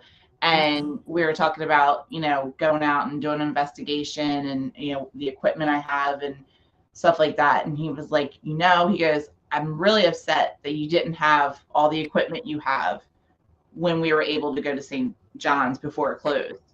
Right. And I said, you're right. I was like, because I'm telling you, I was like, I would have had a field day in there. But then we got talking about the day that he took me, and we were upstairs and he was cleaning up something, and he just turned the vacuum off, and you just heard this boom. And I jumped up and I looked and I said, what was that? And he was like, that's the kids. They're down in the library playing. Yep. And I just stopped and looked at him and I said, no. I said, take me to the library right now. So he took me down to the library. And sure enough, it was one of those ones that had the ladders, and I pushed that ladder, and it the same noise all the way across, and that boom was it hitting the wall. And Yeah. I just turned around and looked at him, and I was like, that is crazy. I wish I would have had equipment for that.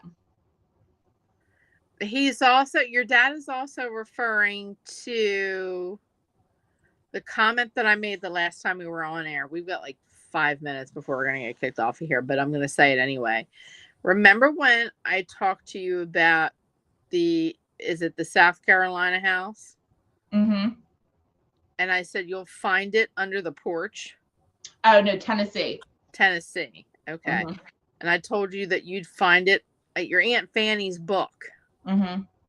You'd find it under the porch. Your dad is saying something to the effect of he hid his feelings a lot about like the quote unquote paranormal and mystical stuff or whatever. He calls it phony baloney, mumbo jumbo kind of things. But he's referring to knowing that you were going to do something with that all along. And that it's okay to follow your gut instinct. If that's where it leads you and that's what you want to do, follow your heart. Don't second guess yourself. He's referring to that house. He's referring to Aunt Fanny, and he's referring to that damn book and the way that you'd walk in the house, that you'd see her in the kitchen, and she'd be at that stove, and she wasn't humming. She was mumbling. Mm-hmm. And she was always fixing something. Mm-hmm. Yep. And she was always mumbling or humming, what seemed to be humming, which was mumbling. Words have definite power, even if it's under your breath. Yeah. Yeah, she always had something on that stove that was boiling. And it was just protection. Basically, it was protection for herself. Mm-hmm. And for her family and for that house. Yep. There is something about that house that just hits different, feels different. And from the minute you step your foot on that porch, it knows you. It knows you. Mm-hmm. It knows if you're family or not. It welcomes you. Things seem familiar. And she's saying, don't be worried. Don't be afraid of the snakes. I know you have a snakeophobia kind of thing, because so does your sister. They all got the snakophobias. I don't know what you call it, but I'm calling it a snakeophobia. I just made up a word, snakeophobia. I blame it on my mom. Well, yeah, you can blame it on your mom. We'll blame it on Barb. But they're there. Him and her together are saying they're there to protect the house. They're there to protect the book. They would never hurt you in any way, shape, or form. She's laying claim to have put them there, or to have called them there in order to protect what's underneath that porch. And she is still showing me those steps and the underneath of the porch, by the steps. Underneath of the porch. It looks like a box, or it looks like an old brick, like a tan brick, tannish brownish brick. It's not a brick, it's a book. The book is wrapped in something. Okay. To protect it. But it is there. If you go behind those stairs and start crawling, you'll find it. It's there. And she's saying, you have to find it because you're the only one. You're the one that's going to carry on the tradition. Mm-hmm. And don't be so doubtful, because you've been fighting it for a very long time. She said the key is not to fight, it is to surrender to that feeling. Surrender to the knowing. That's what she's saying. Surrender to the knowing. Like, once you get that book, things will come to you like this. Like, you don't even have to think. You're the type of person who's going to put herbs in a pot and be like, I don't know why I did that. It just felt right. Like, it told me to put it in there. Or I automatically knew. Like, someone else was guiding you to do that. They weren't saying anything, but you were just doing it. That's granny magic. That's mountain granny magic. And this is what your soul was telling you to do. This is what your soul was meant to do. And it very well could be, because every time we hit Tennessee, I always want to go there. Why don't you? I mean, we do, and we usually go up and visit like the land and where her cabin is. But like I said, the bridge that went over the creek there, it collapsed in. So we would have to probably get like a long enough ladder that we could put across, that we'd have to walk across to get across to the other side. Okay. But, so we haven't been actually to where the cabin is on that side in quite a while. She said, oh, she's referring to Field of Dreams. If you build it, they will come. If you build it, it'll show up. That's weird. I know this all sounds archaic, but this is what I'm talking about. Like, she's just filling my head with stuff. Like, you'll know. And it's got to be within the year. Not this year. Not from December 2025 to December 2026 in the year. Within the year. Well, we have a South trip coming up here soon, so. There you go. That's all I've got to say. You got anything to report there, Jen?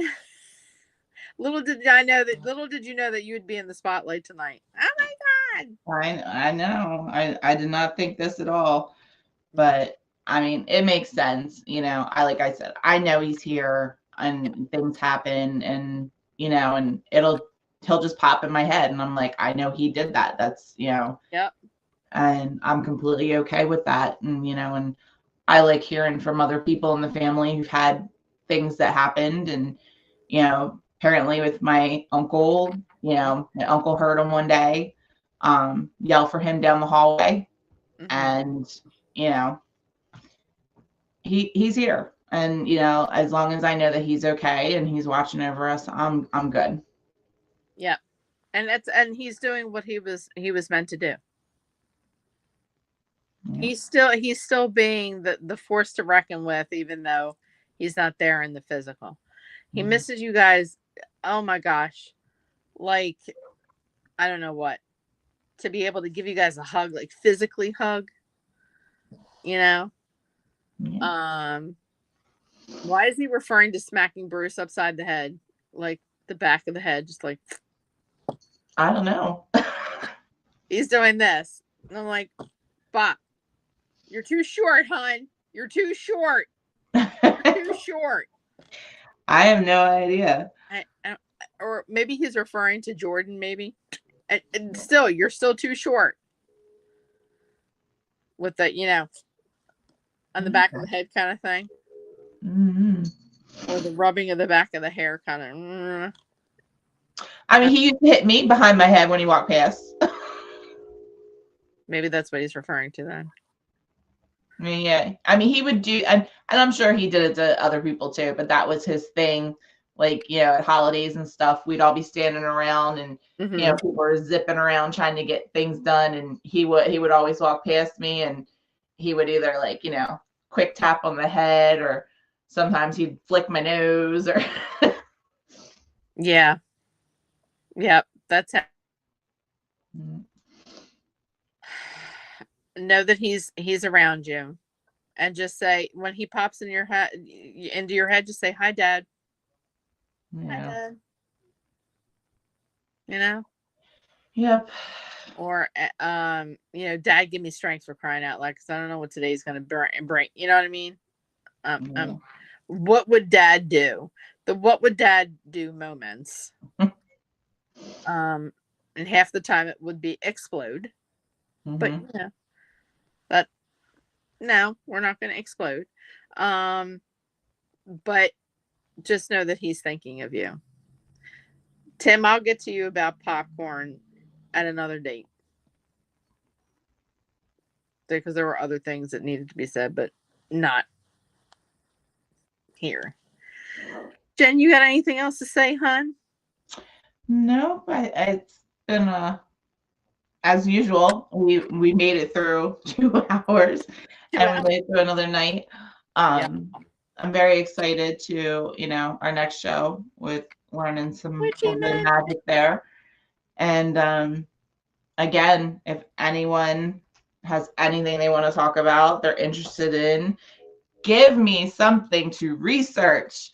I will research my little heart out. I promise you. Loves research. I mean, I will get us down some rabbit holes. Yes. We would love rabbit holes. We would love rabbit holes. Ooh, you know what? We could do a show on scrying too. It's funny you say that. I thought about that too. So you pick. Do you want to do magic or do you want to do scrying? I mean, either or. Dealer's choice. Either direction. Okay. Well, let's all start off with this first, and then we'll get into the scrying of things. All right. Jen, it has been another great evening. 2 hours of nonsense between the two of us. 2 hours of laughing, a little bit of crying here and there. That's always a good thing, It happens, but they were tears of joy. Let's see. I would like to thank Tim Hopper, our producer, who sat through another 2 hours and 6 minutes thus far of our shenanigans and commented. Thank you, Kat, for putting this on the air. We really, really appreciate it. Jen, again, I would never do this without anyone else other than you. We always laugh. I mean, we don't even start the show. We go live and we're laughing already at the shenanigans that happen. Good. It's good for the soul. It is good for the soul. Listen, we want everyone, it's not even Christmas yet, to have a great rest of your week. And if you have anything, like Jen said, please email us. Jen, what's your email? JenDodson79@gmail.com. There you go. And mine is ghostwhisperer318@gmail.com. If you have anything you'd like us to do or talk about, please give Jen something to research. Give me something. Going nuts without being able to research anything. She loves to go down rabbit holes, just like bro. Don't forget, next Monday, tune into Corner Cauldron. We got a good show for you. We're going to be talking about my predictions for 2026 all the way into 2028, I believe. I have to write them down. But we will have another great show. Same bat time, same bat channel. Jen, everybody, it's been great. Thank you for joining in. Anything else to say? No, just everyone out there, just be careful, and we will see you next time. Yeah. Kat, you got anything else you'd like to say, sir? Nope. I think we're all good. Good show tonight. All right. Appreciate you guys.